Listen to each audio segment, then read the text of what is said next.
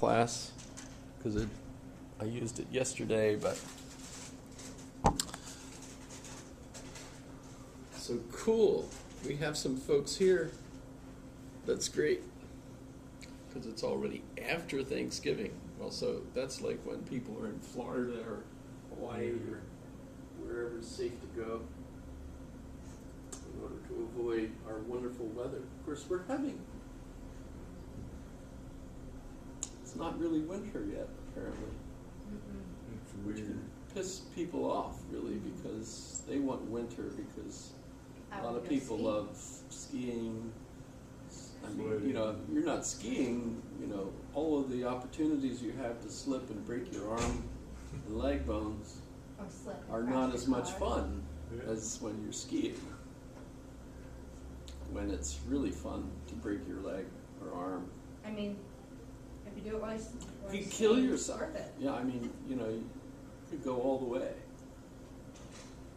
Jump out of a helicopter on the top of a mountain that no one has survived yet and see if you could be the first one to survive. Like those guys Extreme sports. that go down to Antarctica and do that on the mountains down there. You can. You can. It's kind of amazing. No one's ever skied this mountain first. Why is that? Because it's impossible? Maybe not. Nothing's impossible. And of course they filmed the whole thing, so. So today, what I have set up is it's modern monotheism. It's my thesis or my argument. It's not just mine. You'll see I have sources. You know, of course, there are folks that argue against those sources. So it's just an opportunity to discuss an ongoing contemporary discussion and bring into the discussion a lot of our contemporary people who I think you ought to be familiar with, at least by name, and you know, maybe someday, you know, someone will say, you know, I've been reading Richard Dawkins, and you, oh, I know, you know, you don't have to tell me. I'm familiar with Richard Dawkins. So the topic isn't so important, or either, you know, what side you take. Notice, even though I said it was today, this was first presented. I actually got to present this in one of those classes for elderly people who have nothing else to do except go to classes.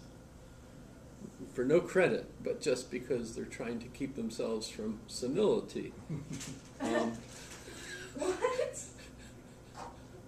Oh, you didn't know we have those programs? Yeah, they're associated with the university. It's actually a nonprofit. So you do pay for courses, but the fees only go to support the room rental.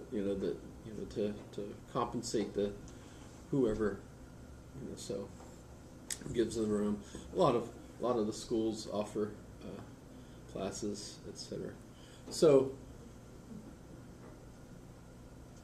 this was it's called Ole. I don't know if we have Ole classes here. So if you ever see tottering old folks walking down the hallway, do you know where Ron's class is? They're going to his movie class. You know, they love that one. And so we were asked, as the philosophy department. Actually, I was asked if I could come up with a group from the philosophy department or somehow give a class on religions of the world. It wasn't really just philosophy department, because one of the individuals I got, this was 2013, so I had Dr. Gay, Richard Gay, give one of the lectures, and he was famous in this town. He had been the vice president of Alaska Methodist University, which of course was APU before the Methodists sold their in association with it because they couldn't afford it. They overbuilt. That's a whole nother topic. But he was not only the vice president, but he also taught philosophy and theology on the campus for quite a few years, I guess. And he never left, even though APU kind of closed, or Alaska Methodist closed the program. But he never left. He remained here. He was old enough. He was in his 90s when he finally passed away a couple of years ago. But everyone here loved him, and so that was a great choice. And his topic was Protestantism. I had Dr. Moricade did atheism, because he's an atheist, and he's proud of it, and all that sort of thing. We had some other members of the department at the time that are no longer with us because of budgets and things, who did things like Buddhism, Taoism, Confucianism, Hinduism, things of that sort. I got to be the first, and so I ended up doing monotheism. And so my topic was monotheism today. As you know, no one else was going to do monotheism, I did monotheism, which basically covers the religions of the book. So it depends, of course, on which book you mean. So when you say that, the religions of the book, there's multiple books. So it's just that they base their religion on the book. There are other religions that are not called religions of the book, but have books. So that's kind of weird. I don't know how that happened. So I know the Bhagavad Gita, however you say that correctly, is a book. And there's the Hindu religion, which is supposedly associated with the Bhagavad Gita, the Gita, which is kind of interesting. But I've read that book and was unimpressed.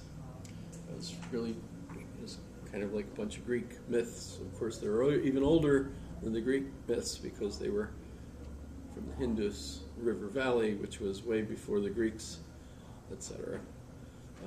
In any case, so I got to do monotheism, and at the time I didn't really go back far enough. If you want to do that today, you could go all the way back to Akhenaten, or however you want to pronounce it, Akhenaten, however, there's multiple spellings of it, etc. How familiar are you with him? No, my favorite way of learning about him is actually now going to the opera by Philip Glass.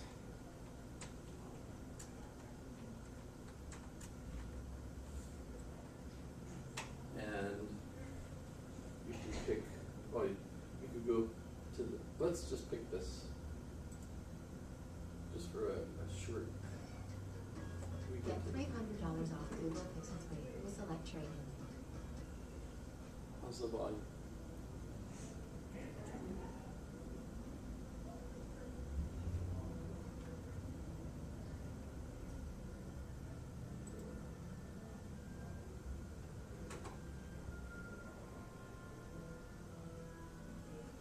So Akhenaten was a change in name when the pharaoh went from being the head of the cult of the polytheistic Egyptian gods, which is really quite fascinating. They now, by studying all the different sites, they realized that there was a chain of temples up or down the Nile. It's weird to think of going this direction is down the Nile, but that's what they call it, because the Nile flows this way. When you look at it from the way we usually hold the globe, right? In any case, the chain of temples were lined up with the sun so that as the sun reached a certain point of the year, the pharaoh would arrange to be at that temple for the ritual where the light would literally come in exactly in the right place in this great big stone temple, which is obviously an architectural wonder that they were able to do that. And that was the festival when that particular site would then have all of the people come and make their food donations, which kept that temple in business for the year, right? This is Akhenaten. He's a countertenor, so that's kind of odd, but that's Philip Glass does that.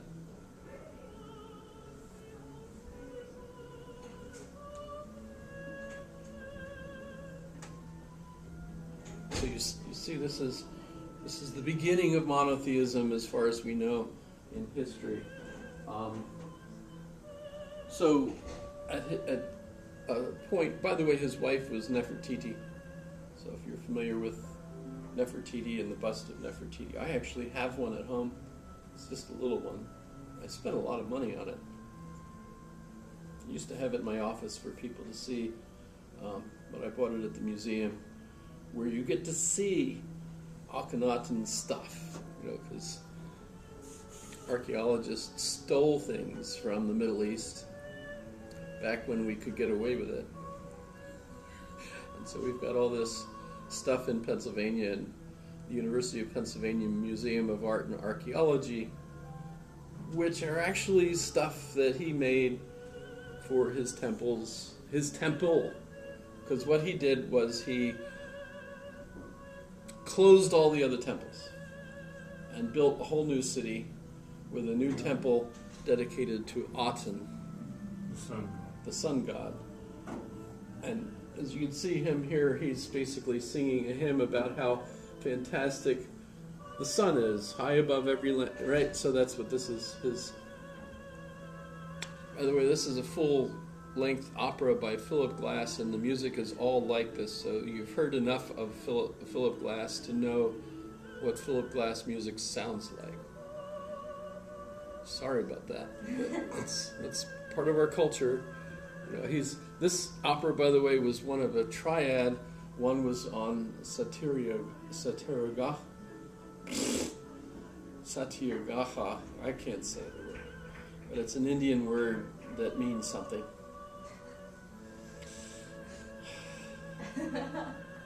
But it's basically about Gandhi. And then there's this one, and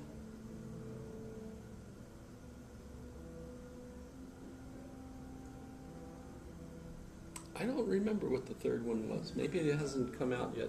Maybe it hasn't. I forget. But this one is about Akhenaten, and notice here's the sun arriving on cue, and you get some. Here come down. This is all special effects done in the theater, obviously. But so these are the hands that are like his symbol that represent the interaction of the sun god with the earth, etc. And I don't know where the lights on the hand came from. Special effects. But in any case, Akhenaten's actions totally pissed off the priesthood at all the other temples. And so after a few years, they killed him. And all sorts of puzzlement occurs after that, because it looks like even though they killed him, Nefertiti took on the role of a pharaoh and changed her name. So that's, of course, the puzzle. Was that Nefertiti or was that some other pharaoh? But it was female, etc. Eventually, she was replaced too, probably died one way, probably not killed, but people hated her because of what disruption this whole process caused the Egyptians. And the son that was put on the throne was Tutankhamun, so also known as King Tut. another great opportunity for archaeologists to steal stuff from the Middle East and make money off of it by showing it to people. And I got to see it in San Francisco, so that was pretty cool. And to actually see all the King Tut stuff on display there.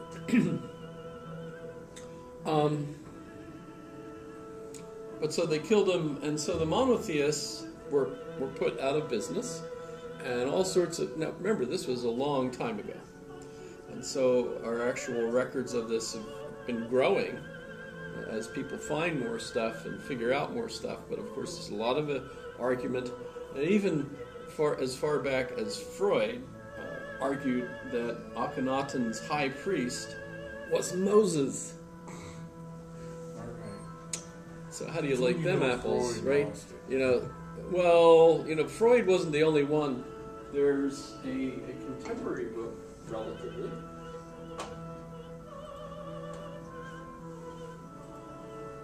called Moses Noses. Sorry about that. Moses.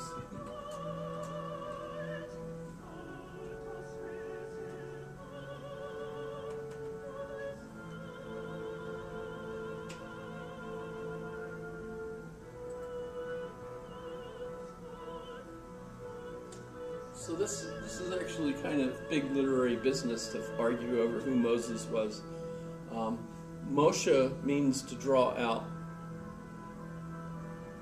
but Ra-Moshe is the name of Ramesses, who's another pharaoh.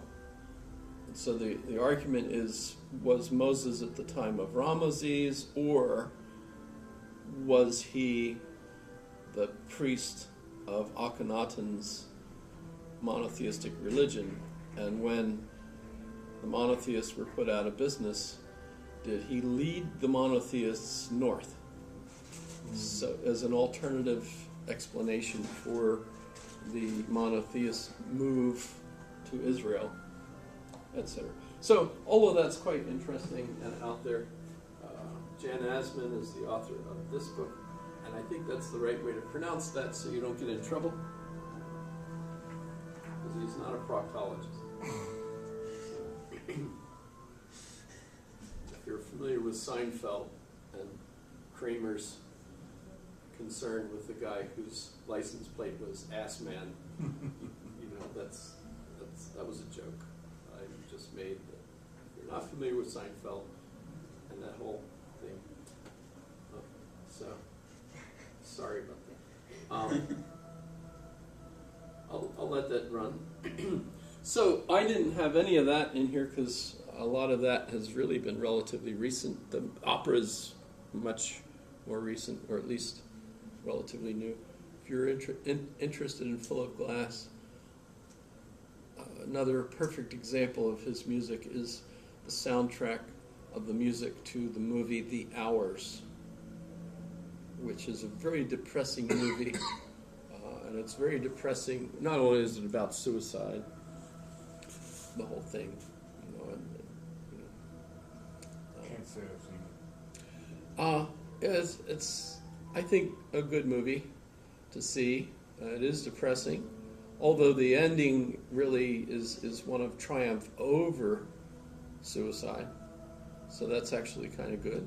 Well, maybe it's not because of course it ends with a suicide, so maybe you might not interpret it as, you know, but sorry, that might have ruined the movie for you. But that the music to that is just absolutely classic Philip Glass. He's a minimalist, so you don't hear melodies, you just hear background music. It just kind of is a mood that he sets, as you can tell from what's going on. And okay, so how did I start? So this was actually quite embarrassing, the original presentation, because I expected to have a auditorium full, and I did. I had an auditorium full of elderly people that I expected to all have been reading all of the things I was going to reference, so that I was basically going to give them an argument that they might find interesting about the things that they had been reading, I expected, for years. As it turned out, none of them were reading anything. And none of the stuff that I referenced were familiar to them, so I really was prepared to give a much more interesting discussion than actually happened. In fact, initially what we discovered was a lot of them couldn't hear because they depended on ear devices. What are those called? Hearing aids. And it turned out that there was some sort of incompatibility the first time with the way the auditorium was set up and what they were, and so they were like, "Huh? What's he talking?" And so that was bad. We got those things fixed, by the way. Remember, this was the first one of this class.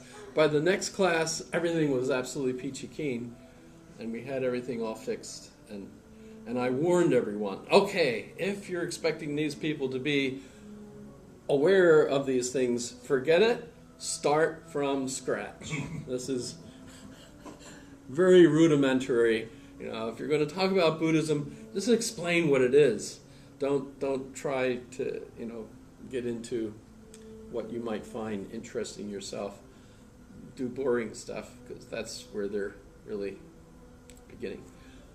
However, nonetheless, so I'll still talk about the things that I tried to do. So first I wanted to be controversial, and I gave them my definition of religion, which you could go to the link if you like and look it up. But basically, I describe religion as belief in a meta-narrative. So you have to be familiar with the concept of a meta-narrative. I would have expected all the adults in that room to have already heard about meta-narration, but no, they hadn't. So this was all news. And of course, in this particular page, I give lots of references to people that are working on this, like Goodenow, his article toward an anthropologically useful definition of religion, sources of religion. So a lot of these, Josiah Royce, sources of religious insight, what meta-narratives are, etc. So I have lots of references here that I would have hoped folks to be familiar with. Max Weber, I would have hoped people would be familiar with him, since he's the one that gave us the idea that Christianity, Northern European Christianity, was especially associated with what becomes capitalism, etc. So when you look at the effects of the evolution of religion, what you could basically argue is that there's been a certain type of cultural progress, and that it's, if you don't become a Protestant Christian nation, you won't become modern. By the way, that doesn't mean that you remain there, of course, because the modern Christian nations, the Northern European nations, have gone on beyond that and become mostly atheistic. The end result is they're not having children. They have a big immigration problem. There's predictions that eventually they will become Islamic because there's no people left who were the secular Europeans. Pope Francis, by the way, is upset with Catholics in general, especially in Europe, because they're not having children.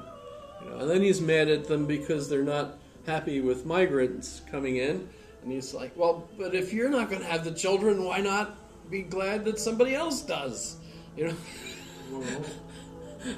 some of these migrants are bringing their dirty laundry with them. Well, and their children too, Yeah. which I'm sure is what you actually meant. Now they're being gassed at our border. Yeah. That's Well, there's- ongoing issue. Should I shut him off? He's getting to the point where he's annoying. We can do the hours soundtrack. Great. Notice the actresses. All three of them were kind of famous, and their but you would recognize her, but her nose job for the movie to make her look like Susan Wolf. Susan Wolf? Did that to her, but otherwise you would recognize her.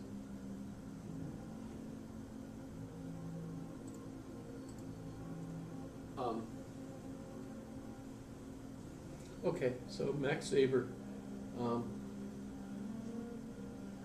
We know of no scientifically ascertainable ideals. To be sure, that makes our efforts more arduous than those of the past, since we... Oh, sorry about that. Since we are expected to create our ideals from within our breast, in the very age of subjectivist culture, romanticism also, if you want to think of it that way, which would go with Isaiah Berlin, and you could get that from Charles Taylor, etc. But we must not and cannot promise a fool's paradise and an easy street, neither in thought nor in action. It is the stigma of our human dignity that the peace of our souls cannot be as great as the peace of one who dreams of such a paradise. So that's Max Weber in 1909. So if we think of religion as a meta-narrative, belief in a meta-narrative, we could continue on to wonder about, well, what is the best? Is there such a thing as a best meta-narrative? I would argue, of course, that there is within a particular context. The same kind of argument that Darwin would give us, that the flourishing of a particular organism would be interdependent with the particular environment. It's not like this is the best animal that's ever existed, and so it will thrive no matter where it is. No, that never happens. But instead, you always have this interplay between the environment and the organism that thrives in it, right? So, same thing with religious belief. And I also mentioned Miroslav Volf flourishing, because that's his argument today too, in his book, Flourish. So, to start with, I argue then that my definition of religion, belief in a meta-narrative, and so belief in a meta-narrative becomes, so what three questions does a meta-narrative have to answer for it to be a successful meta-narrative for people to believe it? This comes from Peter Berger. It needs to answer the question, who am I? What's my place in the universe? And how do I maintain that place? Those are quotes right from his materials. So monotheism itself can be interpreted many ways. The meaning of a word comes from the context and is decided, so everything is context dependent today in our understandings of things. So, and it's decided by those who are trained to interpret the meanings. Is this for real? Yeah, we match all the cash back new card members earn at the end of their first year automatically. Woo, I got my money! Man, YouTube is messing with us. Inserting commercials in the middle of. Okay. So, so a monotheistic meta-narrative would answer the three major questions by describing a grand unified theory. I would have expected them to have caught on to Stephen Hawking's use of that.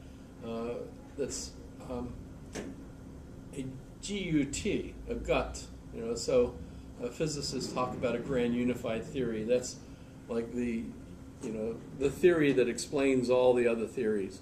It's obviously just an abstract idea, but it would be neat, if we could come up with one theory that would explain quantum mechanics and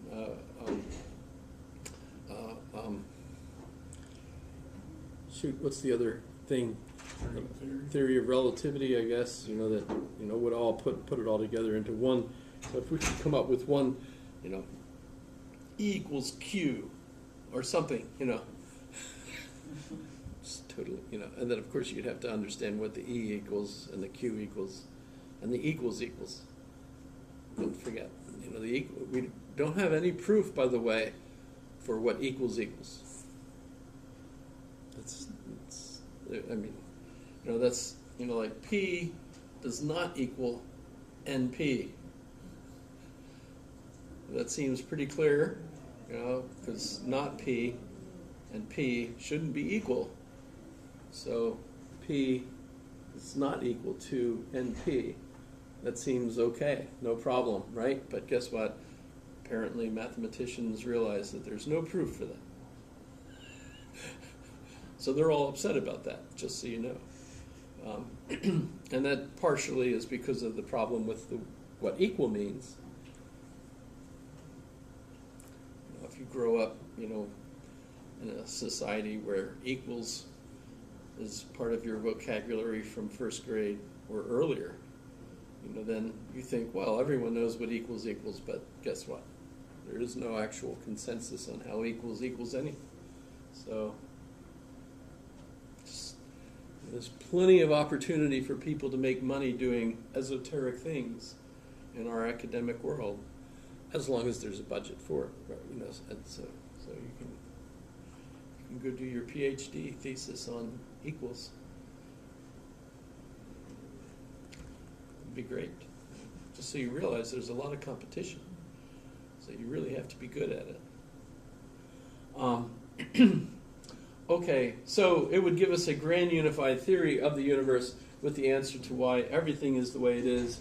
By the way, say Plato conjectures things in the Timaeus. So I would have hoped that people would be familiar with Plato, or recognize that he had a dialogue called the Timaeus, which we've actually read somewhat here, where I tried to emphasize that the main point is that even from the Egyptians, so that's my one reference to the Egyptians at this point, right?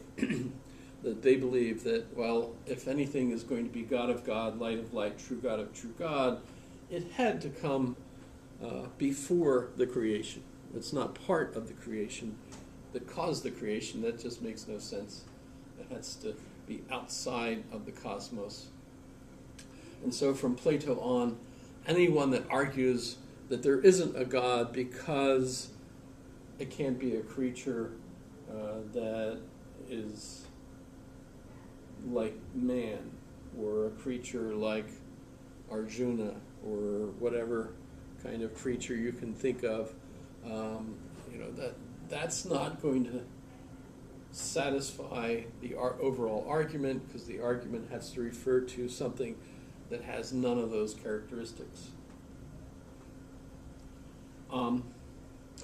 Notice this is also basically the point of Brian Greene, and I have a wonderful little link to one of his TED Talks. I believe it's a TED Talk on this one, but he has lots of YouTube videos if you're familiar with Brian Greene. He's one of those go-to scientists who loves to talk about string theory and has incredible special effects in his presentations, including noise, music, stuff.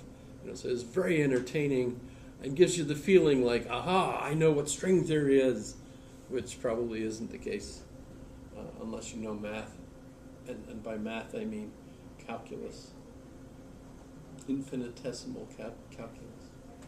And I'm not even sure what infinite means, so that's kind of interesting. I'm reading a book called The Beginning of the Infinite by Deutsch, and it's pretty clear that the infinite is also just like equals, that there's plenty of opportunity there to mess with it. So, and by the way, the nice thing about Brian Greene is that he talks about how this universe is unique, and that only in this kind of universe could we have life, and only with that kind of universe then could we have human life and the kind of intelligence that enables us to be self-referring wondering about ourselves, wondering about the universe, so that the universe itself is self-aware. And it can only happen when all the forces are lined up exactly the way they need to be in order for there to be planets, planets with atmospheres, atmospheres with frogs and us, that kind of thing. So that's fun. Then I go on to Lyotard, Jean-Francois Lyotard, who in his book Postmodernism, which is introduced by Frederick Jameson. If you see the English publication, Frederick Jameson is the one who writes the preface to the book, and critiques Lyotard, because Lyotard says the crisis of postmodernism is we can't believe in meta-narratives anymore. So we can't be monotheist, we can't be religious, period, because we don't believe in meta-narratives, and being a religious person is believing in a meta-narrative. Well, but we can't believe in meta-narratives because they're all man-made, none of them are believable, that's fantasy, and so therefore you won't find a secularist who believes in a meta-narrative, so you won't have any kind of religion, period. And then Frederick Jameson, in the preface to this book, points out that Lyotard is, of course, wrong. So this is what you read first. Prefaces are usually in the front, right? That could be a joke, right? That's what a preface is. It's in the front. So he says, Lyotard, of course, is wrong because we can't possibly be human without having belief in some meta-narrative, even if our meta-narrative is a meta-narrative that says we can't believe in meta-narratives. So you get into that kind of circular kind of loop there. And in fact, I agree with him completely, and it's not just because his name is so close to mine. It's because it just is like, well, duh, of course. How could Lyotard say that? Of course, Lyotard was a smoker, and he's dead. So being a dead smoker, you could believe in anything, I suppose.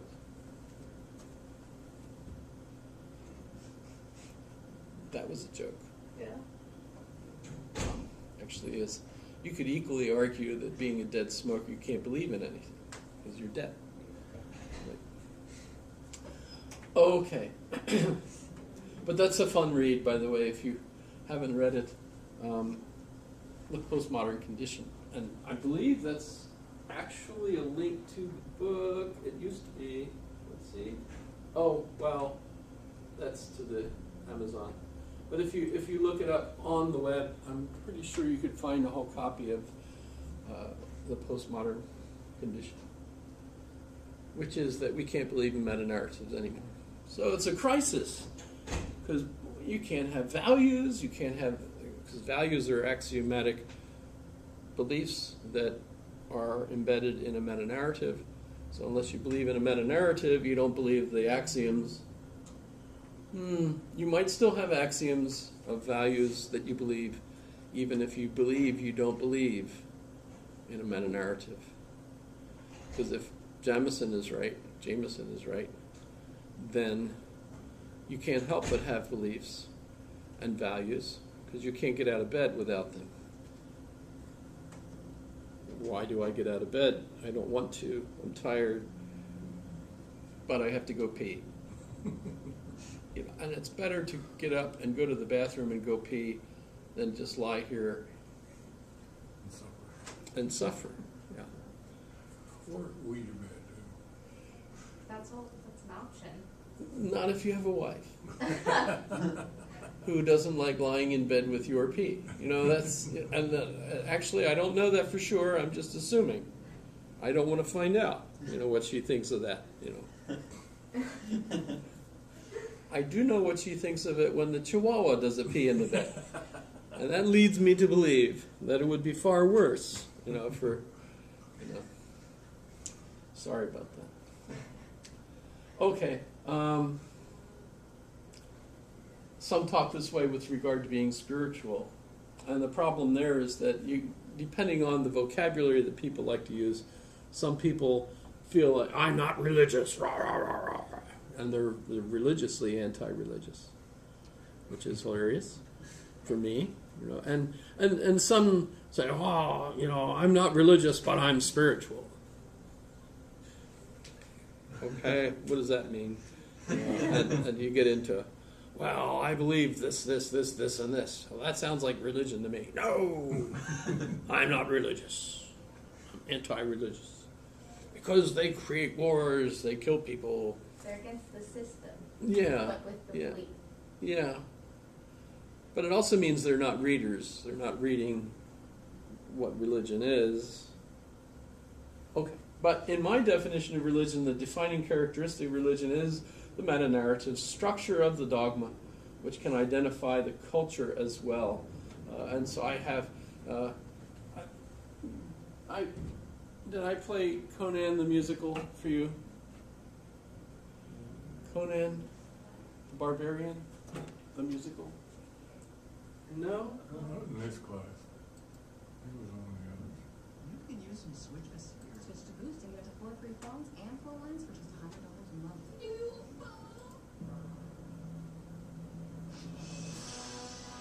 You will hate me for this. Because this is the kind of mimetic. Walking in circles, haunted by memories, I push on this wheel. I pray to Crom, grant me revenge, and help me to answer the riddle of steel. A shy little boy, I couldn't protect them, helpless and timid, as weak as a girl. They butchered my people, the dogs ate my father, my mother beheaded, they That was killed her my head. whole world. Where is the wizard who killed my mother? Still, I can recall his terrible gaze. It's James Earl Jones. Darth Where are Vader. the two snakes facing each Darth other? Vader. If you're my God, then show me the way. I'm on the path, chopping up bodies, cutting and slicing, and look at me now. With loyal friends joining my party, each step I take, I'm fulfilling my vow. Crush your enemies, see them driven before you, and Hear the lamentation of the women. Hear the lamentation of the women. Crush your enemies, This is the chorus. see them driven before you, and hear the lamentation of the women. Show me the wizard who killed my mother. True, I've never played to you before. Still, Not really Arnold singing. It's an imitation.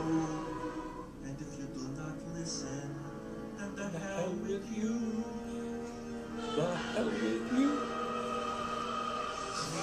Where are the two snakes facing each other?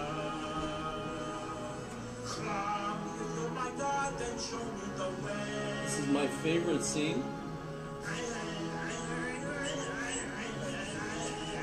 I swear this wizard will fall. Justice has begun. They murdered them all. I'm the last one. I issued the call. Revenge for my mom. I pray to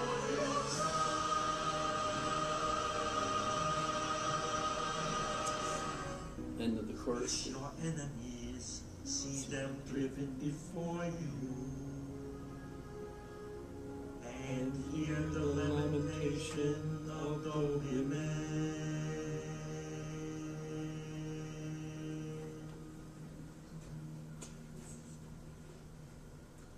So now you'll hate me. But you don't have to see the movie now. That's the original one, though, not the updated version, which I understand was much worse. Yeah. I That saw one it was, in the that's movie the classic theater. one, of course, I was with 16 years Arnold old. Schwarzenegger. That was, I think, the first mega hit he was in. Yeah. And he was cast not because of his English, but because of those scenes where he's swinging a real sword. Those were real heavy swords, and so that was impressive to a lot of people. Remember, he was the world heavyweight lifting, whatever he was. He was Mr. World, Mr. World, Mr. Universe, Mr. Universe, yeah, whatever it was. multiple times. Yeah. Before he was governor, the governor of California. He even played a Hercules. Well, they didn't use his voice, they used some Italian guy's voice. Well, that'll help. Okay, so why did I throw that in there? For one thing, to be absolutely hilarious. Laughter's good. It was dismal failure. The whole audience, as you can imagine, sitting had no clue. And I thought for sure everyone there would have already had seen the movie and laughed like crazy at this hilarious musical version of the movie. But the point, of course, is that the meta-narrative that the movie puts across, and it's not just the movie, it's still the case for meta-narratives throughout the world, unfortunately. And that is that the main values were kill your enemy, see them driven before you, and hear the lamentation of the women. Right? So that's actually a real meta-narrative. It's not just making fun of it, but where does that come from in the movie? At one point, there's a real line where they're sitting around the campfire discussing what is good, and they have various. It's kind of Socratic, hilarious, but nonetheless, in a sense, this is a dialogue, and they're comparing various versions of the good, and at one point, then Conan says, "Kill your enemy, see them driven before you, and hear the lamentation of the women," and they all agree, "Yes, this is good." So that's a meta-narrative, pretty ancient. Unfortunately, actually, it's still contemporary. I think, ISIS probably is still around in some isolated Idlib. I don't know if there's much problem in Idlib. Not just in Iraq, there are other places too. Yeah, there are still people that believe it. That that's the meta narrative, the best one.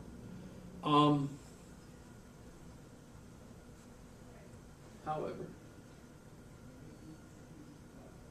so notice two things here. The first is that there is a meta-narrative that answers its questions and teaches an ethical norm. It's not a happy one for us today. We feel way advanced compared to that. The second, that in actuality the piece is a satire, of course, for a postmodern audience who should laugh at the ridiculous nature of the ethic shown, even though there are many people living still today who live this way. Our current monotheistic view is the postmodern. That's actually not something that everybody would agree with. That's what I'm going to argue, basically. We're still monotheists. We still have a meta-narrative that is essentially a monotheistic meta-narrative, and we basically are referred to by many as postmodern. We're no longer modernists, but we're postmodern. You ever heard that expression before? Usually it's in literary terms and so on. When did it happen? This is a French concept, actually, and many will argue that it began as actually a term, historical term for the post-industrial period, which is actually pretty early in my mind, because they're talking like right after the Civil War in the United States. Is the post-industrial term. So historians are not in agreement on what the postmodern is.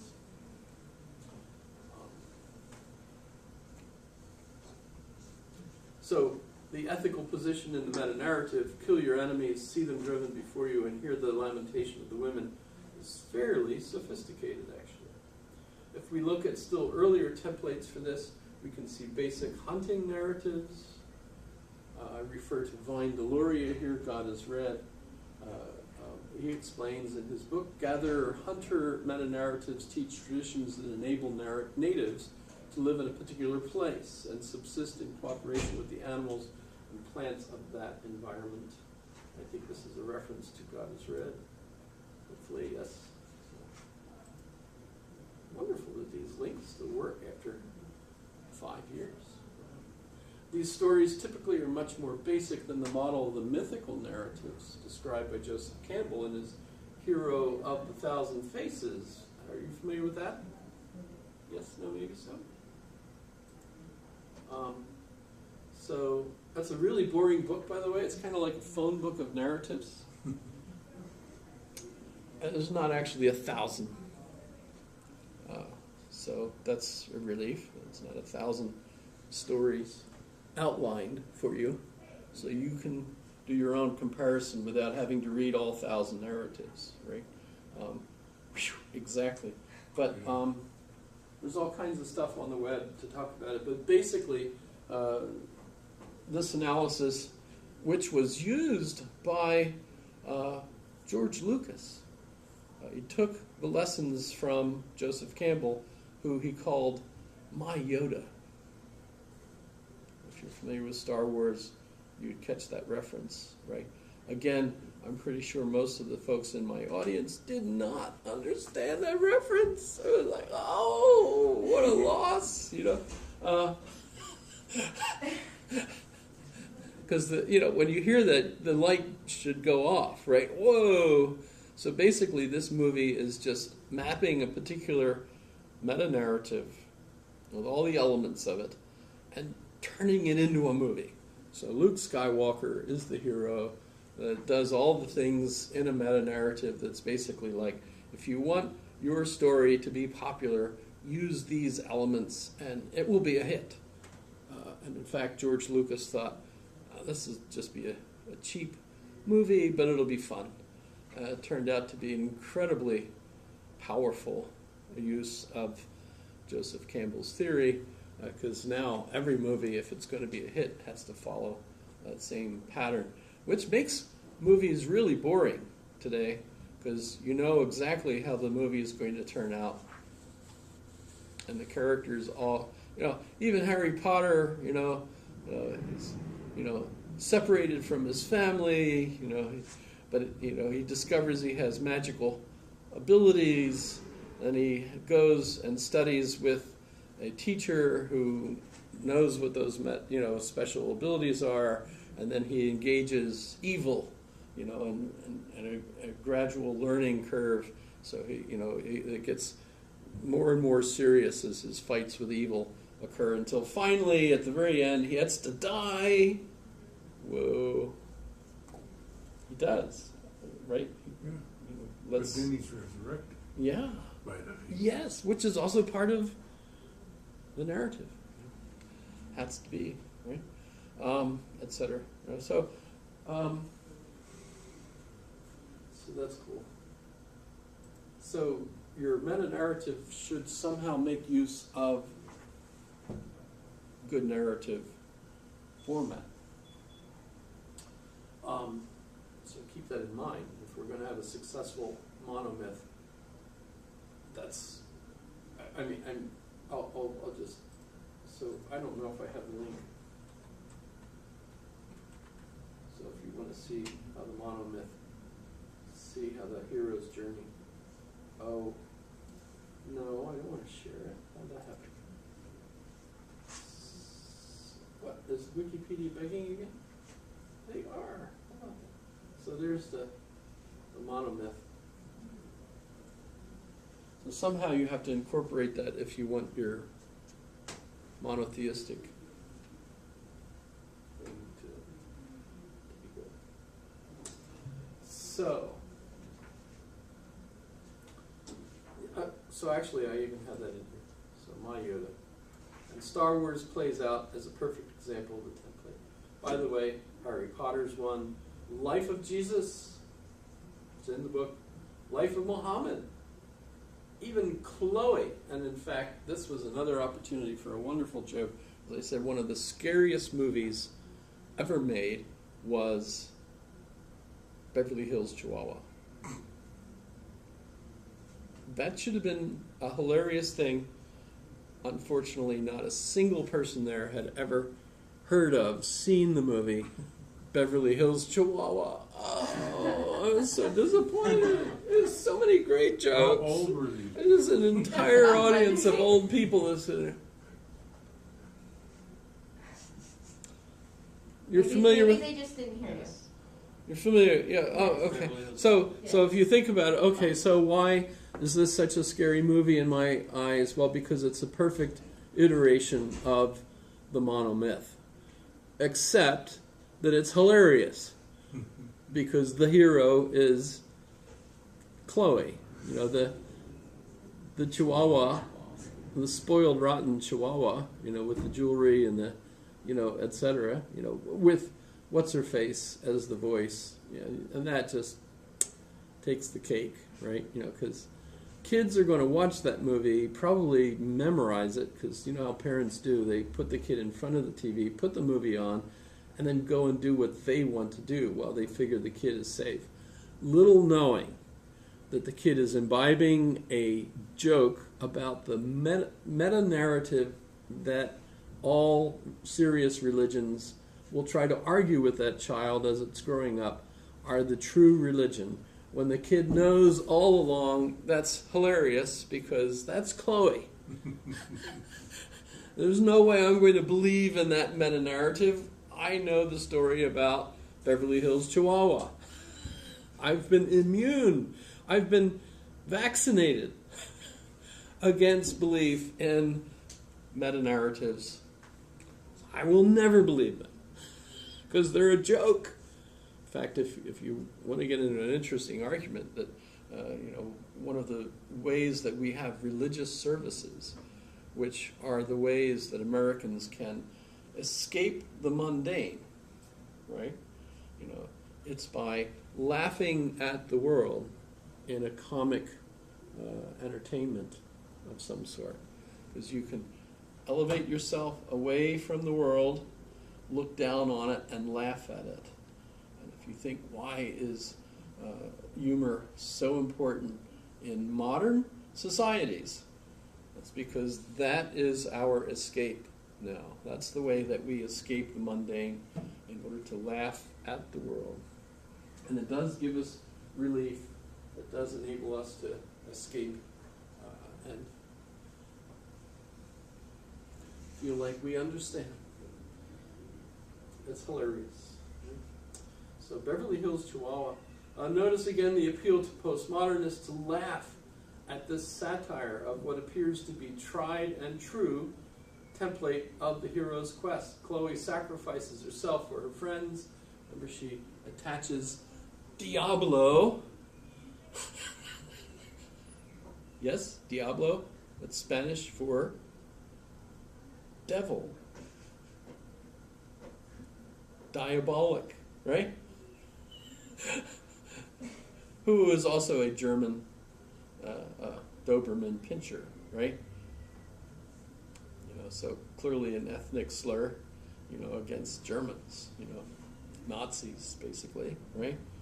Dobermans, right? So there's all of these are you know, all these successful meta narratives are embedded in culture of all sorts of attachments.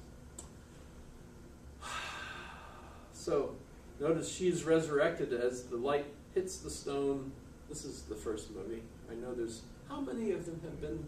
There's been at least 3 now, right? At Five. least. I think so. I never watched the first one. Oh, well, so, It didn't quite make my palate. yeah. As far as I know, no critic made fun of this movie making fun of Jesus' resurrection. No one brought it up. It'd probably be bad to do. It would get people upset. This is just a fun children's movie. Why would you feel like it's making fun of Jesus? Mathematics, Greek for knowledge, mathematikos. When we look at the evolution of religious structure, I think we see the main movement to monotheism following the development of mathematics. This is just more me Once the priesthood develops math in order to keep accounts, predict the seasons, build structures,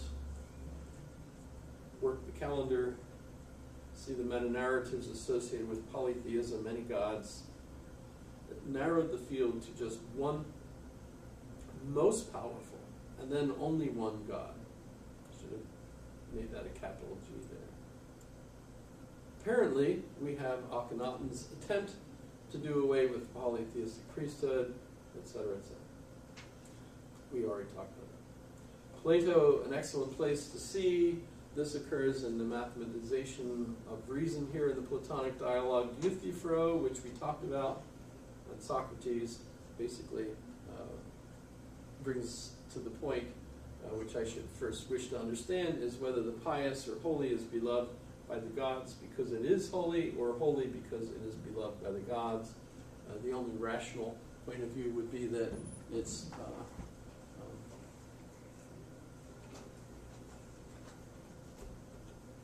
holy in itself, right? So that the gods love it. It's not because the gods love it that it's holy. The gods love it because it is holy, and we can rationally figure that out. So what occurs here is the priority of reason in the West, establishing what is pious over the claim of the priesthood, etc. To see the mathematical implications of this, we might look at Anselm's ontological argument, or a newer version of that by Kurt Gödel. We've already talked about those. I consider this a successful proof, etc., but there are critiques, so we can talk about Kant's critique there. But this brings us to the language games of God. So Wittgenstein's sense. I noticed that Pope Benedict, who was the Pope at the time, I think that I did this, so Francis has been Pope since, I think, 2005. No, earlier than that. Or, no, wait, not that early. I'm thinking 2015, but it's longer than that. But not 2013, I don't think, maybe. Okay. But so, what time is it? I got 10 minutes yet. So, we talk about interaction ritual chains, sociological behaviors that we create, that we follow, that we learn, that we have to follow. Interact. I think I should actually have a link to the book.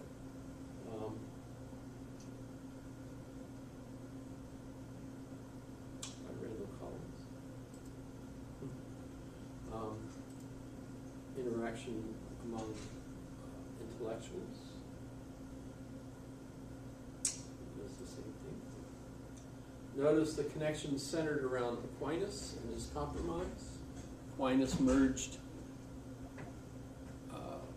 the Platonic and Aristotelian philosophies into one, that out-Platoed Plato and out-Aristotle Aristotle, and we're followers of that. So Aquinas is doing physics, metaphysics. He continues to apply the mathematical model to theology as an Aristotelian. So monotheism is the belief that there's only one God, but not monodeism. Notice that's a different thing. Monotheism. Theism and deism are different. I might explain that here. Monodeism, or deism, is the belief that there is a God that started the universe and then, it's like a formula. You can't really pray to it. It doesn't, so if you ask it, please, Lord, let me have fish. And then there's a fish on your line, whatever, right? That wouldn't be deism, that would be theism. Theism is where you believe that the God will interact with you. So deism is different. So Jefferson is a deist, American deist. I believe that all Americans would eventually become deists, and as Jefferson was wrong about practically everything, he was wrong about that. However, He had high hopes. But so there is one God. The language games that have developed to enhance the meaning of the concept of God are where the differences are. But the one God of Judaism, the one God of Christianity, and that God is Allah in Arabic. So yes, I would argue that all three religions of the book, so Judaism, Christianity, and Islam, are all worshiping the same conceptual schema, that there is one God, right? Even if you're a Christian and are a Trinitarian, so you believe in three persons, by the way, you can easily see how Pope Benedict, in his books on the Trinity, explains how that's still one God, right? So it's like a triangle. It's one shape. Notice it has three parts. So it's a mystery, but that's okay. Notice I'm going to hurry up here now. Tariq Ramadan is a Oxford professor who's the specialist at Oxford on Islam. He seems to clearly confuse. I've had a particular argument with him, although that I have to keep reading him because he's been changing his mind. He's moderated himself quite a lot. His early books were basically how-to books to Islamists who had been migrating to Europe, telling them how to migrate and cooperate and blend in to Europe and become Europeans until the day when there were more of them, and then they could vote Sharia law into. It becomes a problem. Right. You know, Very serious problem. so he's basically encouraging Islamists to cooperate, etc., until they overwhelm the Europeans, etc. But he has moderated his views, so I don't know where he stands right now. But this certainly seems to be ridiculous, since a change in environment requires a change in interactive rituals, right? Imagine any Western court fining a father for killing his daughter. Now, if he's killed his daughter, you would not fine the father for that. $500 fine. Next. No. You've killed your daughter, that's murder. You go to jail, or worse, right? But how has the monotheistic meta-narrative developed in the West? It is. So here's how things have turned out for us, right? And I basically argue that you shouldn't call yourself an atheist. That's essentially equivalent to the contemporary theological monotheistic point of view, and I use Dennis Turner here as an example. He was here, gave a lecture close to that year, actually, and he's a Yale professor of religion, and he basically gave an argument to whoever wanted to come, and it was full. We had a full room of maybe 300 people. I was worried that the fire department was going to close us down. There were too many for the room. But he basically argued that if you are a theist today, a monotheist, you believe that basically the ontological argument is correct, that God is that than which nothing greater can be thought, at which point you're stymied. You can't say anything else about God. So God is the unknowable, kind of the tradition, the cloud of unknowing, etc., etc.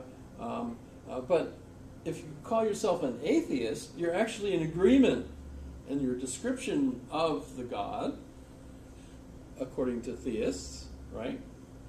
You can't say anything about God. The atheist feels that's because there isn't one. The theist feels, well, but there is one, there has to be one, but we don't know anything about it, right? So basically you're in agreement, says Dennis Turner, right? But the thing is, if you say you're an atheist, then you're taking yourself out of the argument over values, what's important to you. And so all the theists aren't going to listen to you because there's a wall. You've built the wall, and it didn't cost billions of dollars. It was just a matter of ideas, right? And now I'm not going to I'm going to gas you every time you come up the hill because you're an atheist and I don't want you in my house, right? Sorry, contemporary references just got thrown in there somehow, right? But you get the idea. Say you're a theist, but agnostic. I don't know anything about what God is. Obviously there has to be one. So I'm one of you. Okay, come on in, have a discussion. What do you think is, what characteristics would you want God to have? John Hare is another one from Yale Divinity, who was also here and also discussed that. That was 2013, so obviously that was when I gave this. Sam Harris argues that we could use science to determine the best social practices today. That's all good. We should be doing that sort of thing, although I still disagree with Sam Harris over the idea he's an atheist. Richard Dawkins, Christopher Hitchens, and Daniel Dennett, those are also part of the so-called self-styled horsemen of the apocalypse. They're actually the anti-religionists. Ever since 9/11, they decided that the best method the West could use to stop these infuriating religious fundamentalists was to embarrass them to death by pointing out just how stupid their arguments were, etc. And so those four basically took it upon themselves to try to embarrass people that believed in God. And the end result, I think, has been certainly they've attracted their own fans. They have an audience. I attended a presentation that Richard Dawkins gave in Fairbanks a few summers ago. Don and I drove up. I didn't really warn her what that was going to be like, so she smacked me, which is, one of those.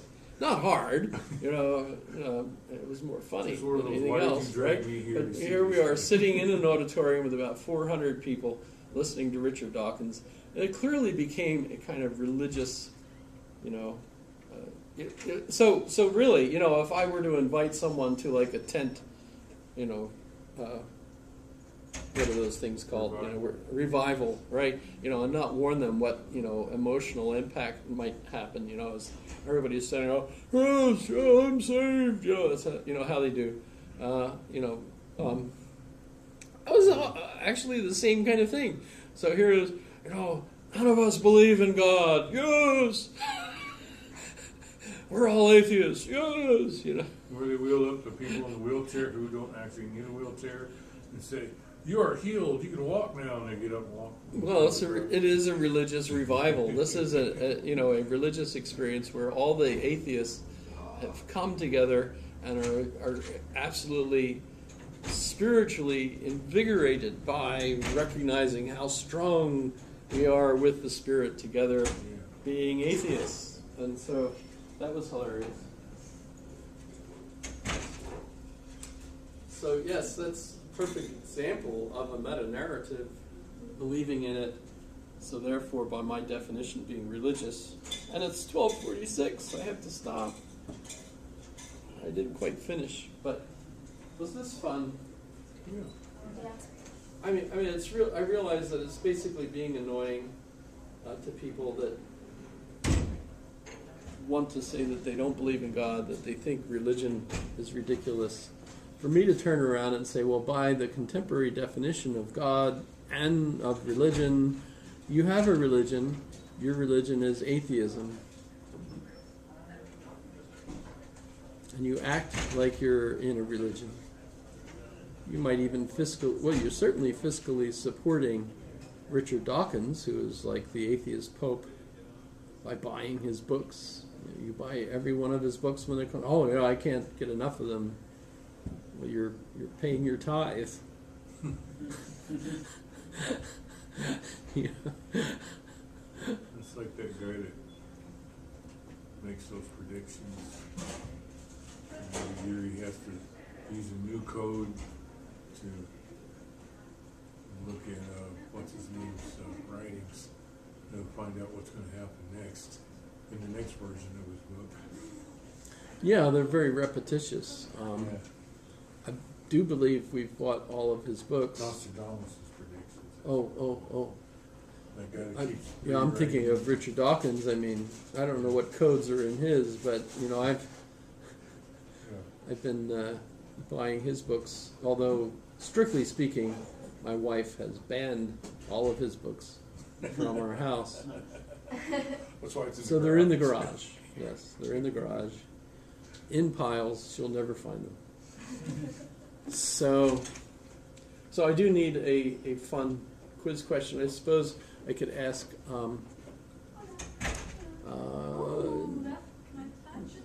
Do you think it's more than just annoying to say that atheists are essentially following a particular religion? The religion of atheism? And would that be, since that means it's just the one correct religion, that there is no God, according to the atheists, they are monotheists in that sense. There's only one correct belief, right?